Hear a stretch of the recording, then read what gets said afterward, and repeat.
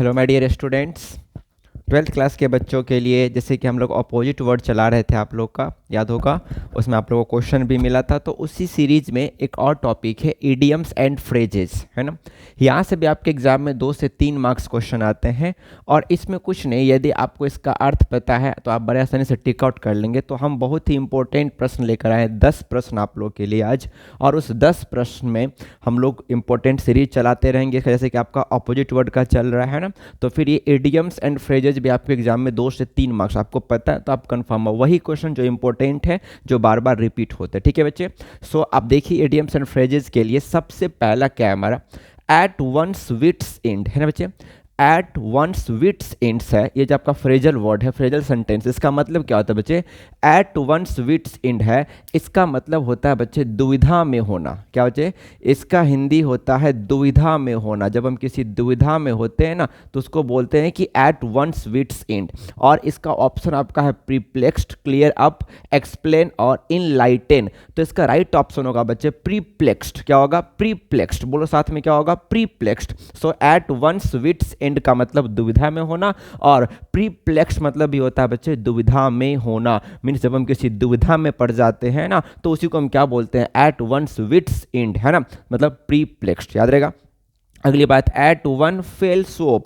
Eight one fell swoop का मतलब प्यारे बच्चे होता है, इसका मतलब होता है बहुत सारे कामों को एक एक्शन में कर लेना। बहुत सारे जो काम जो होता है उसको एक ही ढंग से कर लेना, एक ही एक्शन में कर लेना, एक ही बार में खत्म कर लेना। बहुत सारे काम को एक ही बार में खत्म करने को हम क्या बोलते हैं, एट वन फेल सोप। और इसमें देखो क्या होगा, after lots of thinking in a single action. क्या होगा बच्चे, इन अ सिंगल एक्शन।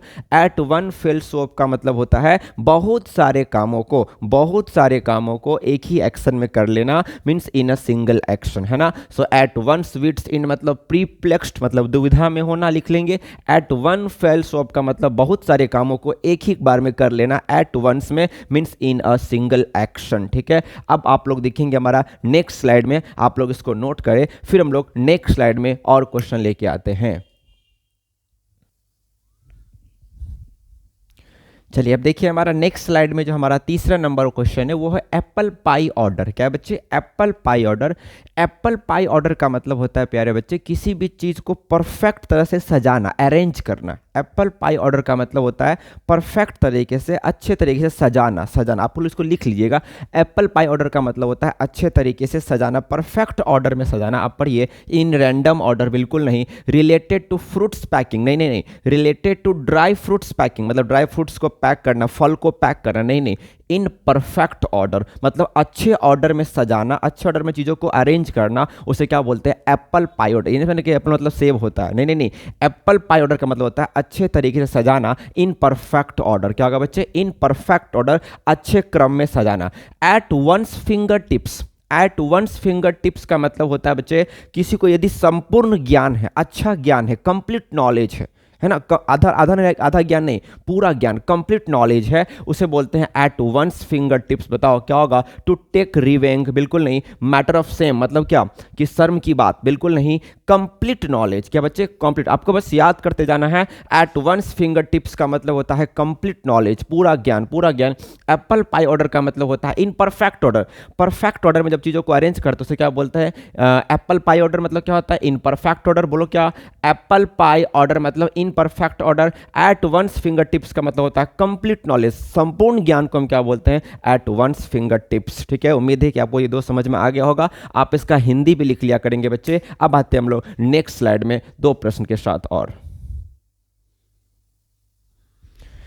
चलिए अब देखिए नेक्स्ट स्लाइड में हमारा क्या बच्चे, नेक्स्ट स्लाइड में हमारा क्वेश्चन है a pig in a pock. A pig in a pock. A pig in a pock का मतलब होता है प्यारे बच्चे किसी भी चीज़ को एक्सेप्ट करना, किसी भी चीज़ को स्वीकार करना बिना उसके बारे में जाने, बिना उसके बारे में जाने उस चीज़ को एक्सेप्ट कर लेना। तो क्या होगा देखिए, तो accept deal in a pressure, pressure में एक्सेप्ट करना नहीं, एक्सेप्ट डील विदाउट नोइंग, बिना किसी को जाने उसको क्या कर लेना, एक्सेप्ट करना, बिना किसी के बारे में जाने उसे एक्सेप्ट करना, उसे क्या बोलते हैं, a pig in a pock. A pig in a poke मतलब क्या, बिना किसी के बारे में जाने उसे एक्सेप्ट कर लेना, स्वीकार कर लेना। एक्सेप्ट डील विदाउट नोइंग, याद रहेगा, एक्सेप्ट डील विदाउट नोइंग का मतलब होता है a pig in a poke, मतलब बिना किसी के बारे में जाने स्वीकार कर लेना। अगला है as fit as a fiddle.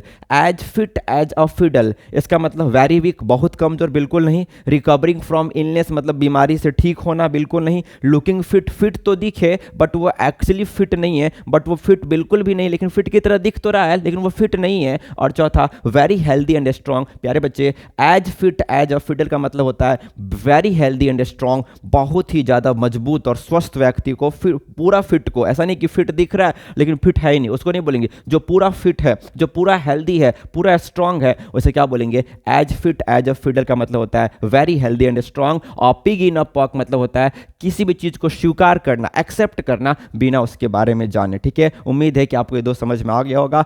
अब फिर दो क्वेश्चन लेते हैं हम लोग नेक्स्ट स्लाइड में। चलिए अब देखिए नेक्स्ट स्लाइड में हमारा क्वेश्चन क्या है बच्चे, एट लॉगर्स हेड। क्या है बच्चे, at loggers head.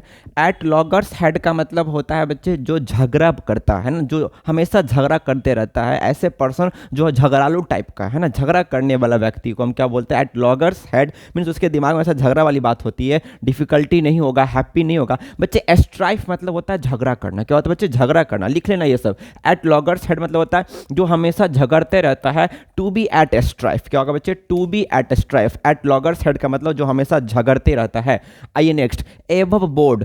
Above board का मतलब होता है बच्चे ईमानदार व्यक्ति जो हमेशा अच्छा सोचता है, हमेशा फॉरवर्ड सोचता है, मतलब बेईमान नहीं, एकदम ईमानदार व्यक्ति को हम क्या बोलते हैं, एबव बोर्ड। बस सुनते जाओ, एबव बोर्ड का मतलब होता है जो ईमानदार व्यक्ति होता है, जो हमेशा स्ट्रेट फॉरवर्ड, आगे की बात को सोचता है, चापलूसी में नहीं रहता है, इधर उधर की बात में नहीं रहता है, उसको बोलते हैं above board person. Means honest and straight forward, मतलब जो ईमानदार हो और हमेशा आगे के बारे में सोचे। एट लॉगर्स हेड मतलब होता है जो झगड़े करता है हमेशा, टू बी एट स्ट्राइफ। और एबव बोर्ड का मतलब होता है ऑनेस्ट एंड स्ट्रेट फॉरवर्ड, जो हमेशा ईमानदार रहे और आगे के बारे में सोचे। उम्मीद है कि आपको ये दोनों समझ में आया होगा। सबको नोट करते जाओ अच्छे से, फिर हम लोग नेक्स्ट स्लाइड में देखते हैं। चलिए अब देखते हैं बच्चे हम लोग नेक्स्ट स्लाइड में। हमारा अगला स्लाइड में जो हमारा 9 नंबर फ्रेजल वर्ड है वो है N apple of discord.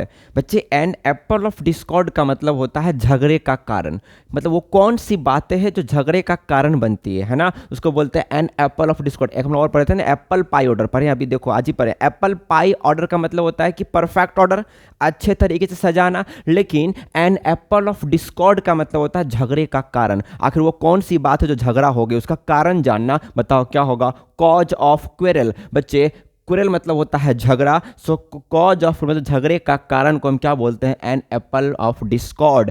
An apple of discord का मतलब होता है झगड़े का कारण, cause of quarrel. Cause of quarrel क्या पढ़ेंगे, कॉज ऑफ क्वेरल। अगला question, at the spur, SPUR, at the spur of the moment. बच्चे at the spur of the moment का मतलब होता है क्षण भर में, किसी काम को जल्दबाजी में करना, क्षण भर में करना। मतलब देखो विदाउट डिले, विदाउट डिले, बिना देरी किए हुए, बिना देरी किए हुए काम को करना, उसको बोलते हैं क्या, eight the spur of the moment. इसका होगा विदाउट डिले, क्षण भर में किसी काम को करना, विदाउट डिले, बिना लेट किए हुए किसी काम को करना, उसे बोलते हैं eight the spur of the moment.